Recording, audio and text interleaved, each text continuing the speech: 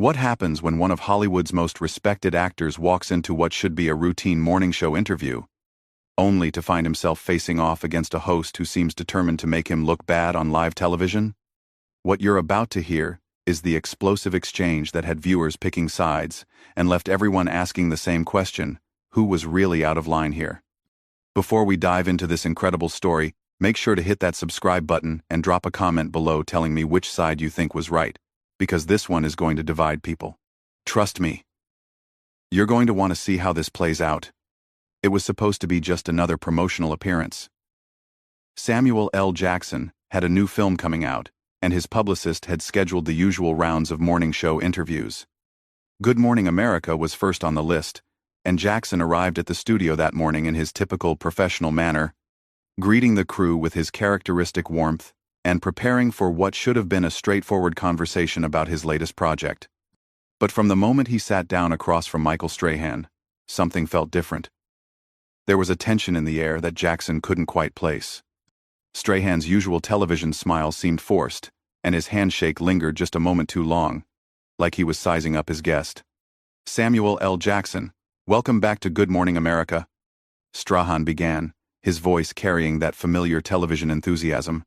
But Jackson caught something else underneath it, a slight edge that made him straighten in his chair. "Good to be here, Michael," Jackson replied, settling back and crossing his legs. He'd done thousands of these interviews over the years, and he knew how to read a room. Something was already off. "So let's talk about your new film," Strahan continued, glancing down at his notes. "But first, I think our viewers would be interested to know about some of the comments you made recently about the industry. You've been pretty vocal about certain issues." Jackson's eyebrows raised slightly. This wasn't the direction he'd expected the interview to take. His publicist had specifically outlined the talking points with the producers, all centered around the film, the cast, the director's vision. This felt like a departure from the agreed-upon script. "Well, Michael, I've always been honest about my experiences in this business," Jackson said carefully. "I think it's important to speak truthfully about the challenges we face as performers and as people." Right, Strahan nodded, but his expression suggested he wasn't entirely satisfied with that response.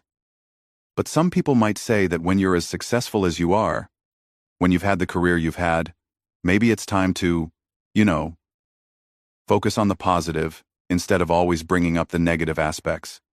The question hung in the air like a challenge. Jackson felt his jaw tighten slightly, but kept his composure.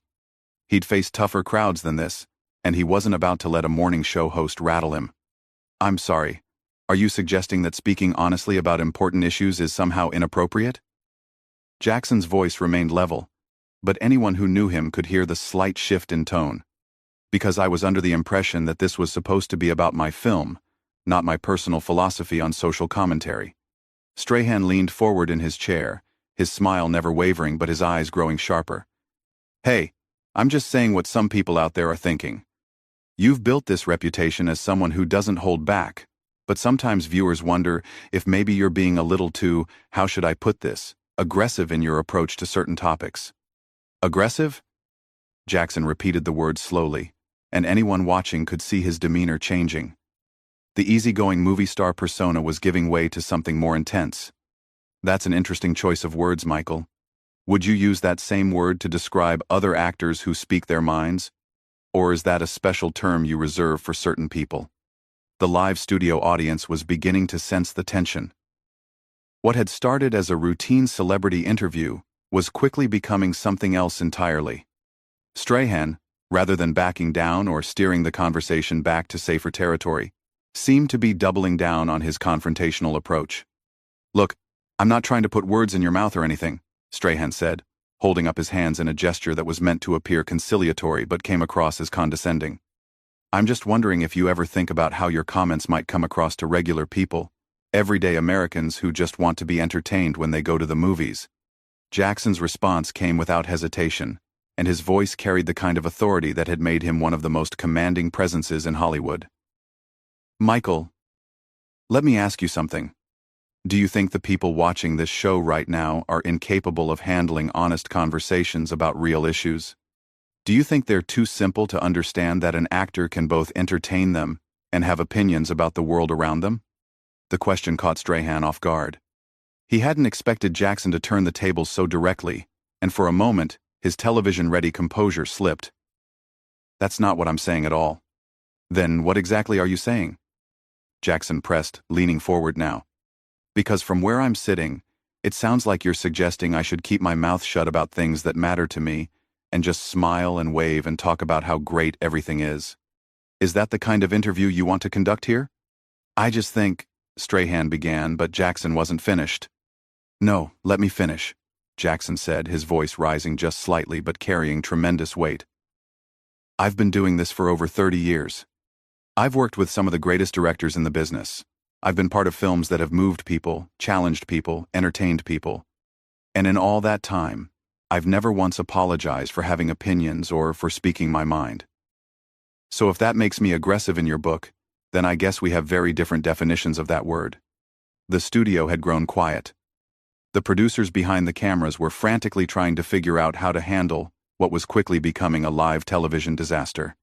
But neither Jackson nor Strahan seemed willing to back down. Look, Sam, Strahan said, and the casual use of the shortened name was clearly intended to diminish Jackson's stature. I respect your career. I really do. But sometimes I think you forget that not everyone sees the world the way you do. Sometimes people just want to hear about the movie without all the extra commentary. Jackson's eyes narrowed. Sam? We're on Sam terms now? That's interesting. And let me get this straight. You think people are too fragile to handle a conversation that goes beyond surface-level promotion? You think your viewers are that shallow? I think my viewers appreciate honesty, Strahan shot back. And honestly, sometimes it feels like you're more interested in making points than in connecting with people. Making points? Jackson's voice carried a dangerous quiet now. Michael, every film I make, every role I take, every interview I give, is about connecting with people. The difference is, I don't treat people like they're children who can't handle complex thoughts. I give them credit for being intelligent human beings who can appreciate both entertainment and substance. The tension in the studio was now palpable. What had started as a celebrity interview had devolved into a philosophical battleground, with Jackson defending his right to be more than just a promotional tool, and Strahan seemingly determined to put him in his place. The audience could sense that something significant was happening, but they had no idea how much worse it was about to get. Strahan, sensing he was losing control of the interview, decided to take a different approach. Instead of backing down, he leaned into the conflict, apparently believing he could somehow regain the upper hand by becoming even more confrontational. You know what, Samuel? Strahan said, emphasizing the full name now in an obvious attempt to sound more respectful after being called out. I've been doing television for a long time too, and I've interviewed a lot of celebrities. Most of them understand that there's a time and place for everything. When you come on a morning show, people are having their coffee, getting ready for work. They want something light, something positive. Jackson's response was swift and cutting. So now you're the authority on what people want? You've decided that the viewers of this show are incapable of engaging with anything more substantial than fluff pieces and weather reports? That's not what I said. That's exactly what you said, Jackson fired back. You just told me that people having their morning coffee can't handle a real conversation. You've essentially called your own audience shallow, but somehow I'm the problem for giving them credit for being more intelligent than that. Strahan's jaw tightened visibly. Look, I know you think you're making some kind of profound point here, but this is Good Morning America, not a philosophy class. People tune in for entertainment and information, not to be lectured. Lectured? Jackson's voice rose slightly, and the studio audience shifted uncomfortably in their seats. Michael, having an opinion and expressing it thoughtfully isn't lecturing. It's called being a human being. But apparently in your world, celebrities are supposed to be nothing more than trained seals, clapping and barking on command when you want them to promote something. That's ridiculous, and you know it. Strahan shot back, his own voice beginning to rise. I've had thousands of guests on this show, and most of them managed to have a conversation without turning everything into some kind of political statement or social commentary. Jackson leaned back in his chair, and anyone who knew his films could recognize the look that was crossing his face. It was the same expression he wore right before delivering some of his most memorable lines, that moment of calm before the storm. Political statement? Michael, when did talking about treating people with respect become political? When did suggesting that audiences are intelligent become controversial? You're the one who turned this interview in this direction. I came here to talk about my film, remember? And we can still do that, Strahan said, but his tone suggested he had no intention of letting this go. But first, I think we should address the elephant in the room. A lot of people feel like you've become too comfortable using your platform to push your personal agenda. My personal agenda?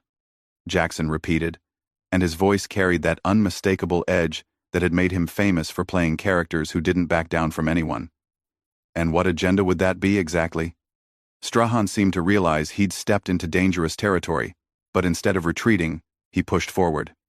I mean, you're constantly talking about inequality, about how the industry treats certain people differently, about social issues that some people think should be kept separate from entertainment. Some people think that, do they? Jackson's voice was getting quieter, which anyone familiar with his work knew was not a good sign. Michael, let me ask you something. When you wake up in the morning, do you get to choose whether or not you're black? The question hung in the air like a bomb waiting to explode. The studio audience went completely silent, and even the camera operators seemed to freeze. That's not what this is about, Strahan said quickly, but Jackson wasn't finished. No, answer the question. Do you get to wake up and decide whether or not your race is going to factor into how people treat you that day? Because I sure don't. So when you tell me to keep my personal agenda separate from my work, what you're really saying is that my experience as a black man in America should be something I hide when I'm promoting a movie. Strahan looked genuinely flustered now. Samuel, you're putting words in my mouth that I never said. Am I? Because it sounds to me like you think there are certain topics I should avoid discussing, certain aspects of my life and experience that make you uncomfortable. And the fact that you're calling basic human dignity and equal treatment a personal agenda tells me everything I need to know about where you stand. That's completely unfair, Strahan protested. I never said anything about race or dignity or any of that. I'm talking about keeping things appropriate for the audience and the time slot. Jackson laughed, but it wasn't a pleasant sound. Appropriate for the audience? Michael, you just spent the last 10 minutes questioning my right to have opinions and suggesting that speaking honestly about my experiences is somehow aggressive or inappropriate. Now you want to pretend this conversation isn't about exactly what it's about? Look, I think we're getting off track here, Strahan said, clearly trying to regain control of the situation. Why don't we talk about your new film? I'm sure that's what people really want to hear about. Oh, now you want to talk about the film? Jackson's voice dripped with sarcasm. After spending all this time telling me how I should behave and what I should think and how I should present myself to your audience, that's convenient. Strahan's professional facade was beginning to crack. I never told you how to behave or what to think. I simply suggested that maybe there are better forums for certain types of discussions. Certain types of discussions, Jackson repeated slowly. You mean discussions about real issues that affect real people? Discussions that might make some of your viewers think about something beyond their morning routine? Michael, do you hear yourself right now? I hear someone who's determined to make this interview about everything except the reason you're supposed to be here. Strahan fired back, his patience clearly wearing thin. Jackson stood up slightly in his chair, and his voice carried the full weight of his decades in the business. The reason I'm here is because your producers invited me to come and talk about my work. But apparently, what you really wanted was for me to come here and be a good little celebrity, smile pretty, say nothing of substance, and make sure I don't challenge anyone's preconceptions about anything. That's not true and you know it. Then explain to me what just happened here, Jackson demanded. Explain to me why a conversation about my film turned into you questioning my right to have opinions and suggesting that I'm too aggressive for speaking my mind. Explain to me why you think it's appropriate to sit there and tell me how I should conduct myself as a public figure. Strahan looked directly into the camera, as if appealing to the viewers at home. I think our audience can see what's happening here. I asked some reasonable questions, and instead of having a normal conversation, we've gotten lectures and accusations. Jackson's eyes flashed dangerously. You just did it again. You just dismissed everything I said as lectures and accusations, instead of addressing the actual points I raised. Michael, you've been condescending and disrespectful from the moment I sat down, and now you want to play victim because I called you on it. The tension in the studio had reached a breaking point. Production assistants were whispering frantically to each other, and the director was making urgent gestures from behind the cameras. But both men seemed locked in a battle of wills that neither was prepared to lose. I've been nothing but professional, Strahan insisted, but his voice betrayed his growing frustration. Professional? Jackson's laugh was bitter. Michael, you've questioned my integrity, dismissed my intelligence, and suggested that I should keep my mouth shut about issues that matter to me. If that's your definition of professional, then we have very different standards. What happened next would go down as one of the most shocking moments in morning television history. Strahan, apparently believing he could somehow salvage the situation by doubling down on his position, made a decision that would prove to be a massive miscalculation. You know what, Samuel? Strahan said, his voice taking on a tone that suggested he thought he was about to deliver some kind of devastating comeback. Maybe the problem isn't with my questions. Maybe the problem is that you've become so used to people walking on eggshells around you that you can't handle it when someone treats you like a regular guest instead of giving you special treatment. The words hit the studio like a thunderclap. The audience audibly gasped, and even the crew members behind the cameras looked stunned. Jackson's face went completely still, and for a moment, the silence was deafening. Special treatment, Jackson repeated, his voice deadly quiet. Michael, did you just suggest that expecting basic respect and professionalism is asking for special treatment? Strahan seemed to realize he'd crossed a line, but instead of backing down, he pressed forward with what would prove to be career-damaging stubbornness. I'm just saying that every guest who comes on this show gets the same treatment. I ask tough questions, I challenge people. That's what good interviewers do. Tough questions? Jackson's voice was rising now, and his famous intensity was on full display. Michael, you haven't asked me a single question about my craft, my preparation, my process, or anything related to why I'm supposedly here. Instead, you've spent this entire time trying to put me in my place and suggesting that I should be grateful for the opportunity to sit here and be insulted on live television. That's not what happened, and you know it. Strahan shot back, but his voice lacked conviction now. Jackson stood up from his chair, and the movement was so sudden and decisive that several audience members actually leaned back in their seats. Michael, let me tell you what happened here. You decided before I even sat down that you were going to try to embarrass me on your show. You thought you could score some points by putting the uppity actor in his place, and you miscalculated badly. Sit down, Samuel. We're not finished here, Strahan said, trying to reassert some authority. But his words only made things worse. Jackson's response was delivered with the kind of controlled fury that had made him a legend. Oh, we're finished all right, but let me make something crystal clear before I walk out of here. You don't get to tell me to sit down. You don't get to dismiss my concerns as lectures. And you certainly don't get to suggest that expecting to be treated with basic human dignity is asking for special treatment. You're overreacting, Strahan said, but his voice was getting smaller. Overreacting? Jackson's laugh was sharp and humorless. Michael, you just spent 20 minutes trying to humiliate a guest on live television, and when he refused to take it quietly, you accused him of overreacting. Do you understand how that sounds? Strahan looked around the studio as if seeking support, but found none. The crew was staring at him with expressions ranging from shock to disappointment, and the audience was completely silent, hanging on every word of this unprecedented confrontation. Look, maybe we both got a little heated, Strahan said, clearly trying to find some kind of middle ground, but Jackson wasn't interested in compromise. No, Michael, you got heated. I got disrespected. There's a difference. You came into this interview with an agenda, and when I didn't play along with your little game, you decided to get nasty. Well, congratulations, you got exactly what you wanted. Jackson began unhooking his microphone, and the finality of the gesture sent panic through the production team. Samuel. Wait, Strahan said, suddenly realizing the magnitude of what was happening. We can work this out. Work what out? Jackson turned back to face him, and his expression was one of complete disgust. You've shown me exactly who you are, Michael. You've shown everyone watching exactly who you are. There's nothing to work out. Don't do this, Strahan pleaded, his television persona completely abandoned now. Don't walk out on live television. Jackson paused in removing his microphone and looked directly at Strahan with an expression that could have melted steel. You know what the most pathetic part of this whole thing is? You actually think you're the victim here. You think that being called out for your behavior makes you the wronged party in this situation. I never meant for any of this to happen, Strahan said weakly.